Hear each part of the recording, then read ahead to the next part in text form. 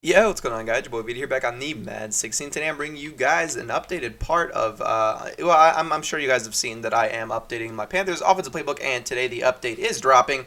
So we're going to come out and revisit some formations, and today we're going to be revisiting Gun Bunch Week, which again is in the Carolina Panthers offensive playbook, but you can run out of whatever. Just know that you're not going to have all the plays that I'm running.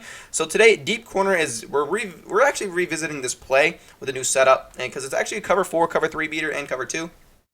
It's really, really cool, and I enjoy it a lot. So Gun Bunch Week, deep corner, and we're just going to we're going to go pick cover 3 first, but I'm going to show you beats cover 4 as well. So there's two ways to do this play that beats cover 4, and the first one is literally just streaking your RB receiver. So all you want to do is streak your RB receiver, and then just sit and wait, boom, we got our RB receiver open. Okay, I might have thrown that a little bit too soon, but Kelvin Benjamin bails me out. My bad. Let's actually run this correctly. We're going to streak RB receiver, just hit Y or triangle RB or R1, and then up on the left stick. So just like that, we're going to sit in the pocket and wait, and boom, we got our RB receiver open. He's beating the man, and boom, just like that. Kelvin Benjamin is also really slow, so that guy was able to pretty much close the gap almost right away because Kelvin Benjamin only has like 30 speed, only has like 80 something speed. So unfortunately, they do kind of have the speed to be able to catch up to him. For some reason, it seems like whenever you roll out a little bit, it seems like the safety covers the streak instead of him. So I usually tend to do that, but because we're in practice mode, Cam Newton can never ever deliver a good dot. So we're going to roll out. See, it seems like they stay with the streak a little bit more when you roll out a little bit. So that's the first setup. All you're doing is streaking your RB receiver. But if you're not as good as reading coverage and you feel like you might need a bailout play, well, always know that you do still have the bailout play in your A receiver. Like in case it's not a cover 4, you'll almost always have that receiver breaking open. See, just like that. I have my B receiver open, but just in this example, that A receiver does get open a lot as they break towards the sideline. So if you're not as confident in reading the defensive coverages, then you always have that bailout route. But if you're not confident with that as well, there's another setup for you, and this one is even safer. So all you want to do is drag your RB receiver to that. You want to hit Y or triangle, RB or R1, and then down on the right stick, and you have a dragged receiver. So there's your RB dragged across the middle, and that is your tight end. And he's going to be your bailout receiver. Then what you want to do is streak your A receiver, and this is going to give you the same sort of concept. You're just going to be streaking your A receiver this time. So you got the same exact cover 4, cover 3 beating concept, but now you're not having that sideline route.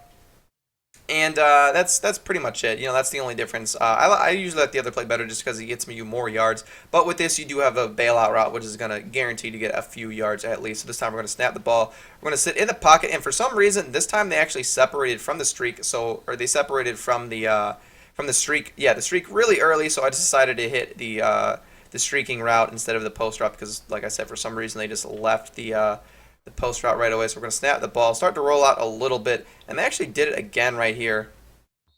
I don't know why they're doing that. Usually they don't. So let's try it again. I'm going to block my running back. Maybe Ted Ginn was getting bumped over there. Not too sure. But let's go ahead and snap this ball. And they're getting bumped to hell, but I don't know why they're doing that. I don't know why they're leaving the streaking receiver open. It might be because Calvin Benjamin's so freaking slow. But let's drag. This is the way that I normally do it too. Well, that I was doing it first, where you drag the A receiver. See, right there, we're finally gonna get it. They're actually gonna play the streak correctly that time. But I think it's just because Calvin Benjamin is really slow. But all you do is drag your RB, streak your A, and just snap the ball and sit back and wait. And they did it again, man. They're bumping everyone like crazy. This game is so dumb with bumps. It seems like it's only like that in practice mode. I should start doing this like in head-to-head.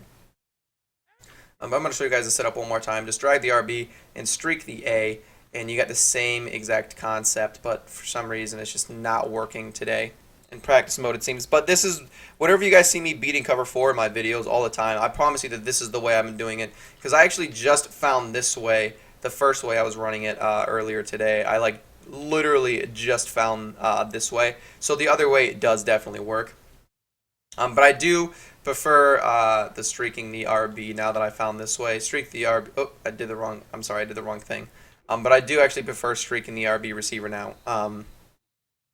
So let's go ahead and run it against cover 4, because this was cover 3. So let's go ahead and run it against cover 4 and see if both ways work against cover 4. And when I say see, I mean like basically prove. So let's come out in deep corner again, and we're going to come out in formation, quarters, cover 4. Just like that. So we're just going to block our running back, streak our tight end. And that's going to be it. We're just going to snap the ball, and we're going to roll out just a tad. And we got our B receiver open right there for a one-play touchdown if he doesn't get caught up to because Calvin Benjamin is so slow. And it's really that easy. This absolutely destroys cover 3 and cover 4, which is good because a lot of cover 4 beaters don't beat cover 3, and a lot of cover 3 beaters don't beat cover 4. So we finally got you one that beats both. Also, you can totally drag your A receiver here. I just don't like to because sometimes they bump each other like that, and you get like a stupid bump release.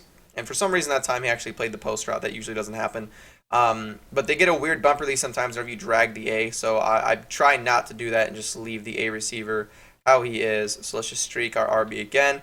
Snap the ball, roll out of the pocket just a tad, and that time he actually did play the post, so we just decided to dump it off. But Jericho Cotchery is going to end up dropping it because he sucks. So it's not every once in a while that's going to happen, depending on how good your X receiver is. Because the quicker they are, the better they're going to pull them down. This time it also happened, but we just decided to hit Cotchery because the receiver didn't play the X receiver. And like I said, that is just going to happen sometimes, unfortunately. It just depends on how good this X receiver is at running routes and if they're getting bumped or not. Because if it takes them way too long to get over there, then it's not going to leave this receiver up open over the top. That's just if they're taking them way too long to get to the breaking route. Then obviously they're going to be covering the guy over the top before they can bite down. So the quicker this guy, the better. Obviously. So let's just go ahead and run it one more time. Snap the ball. We're just going to roll out. And just like that, boom, we got our B receiver open.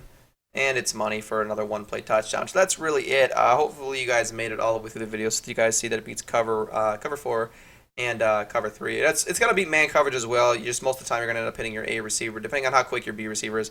That's it for the video, guys. If you guys like it, definitely give it a like, a comment, subscribe. Follow me on Twitter. It's going to be down in the description below. And as always,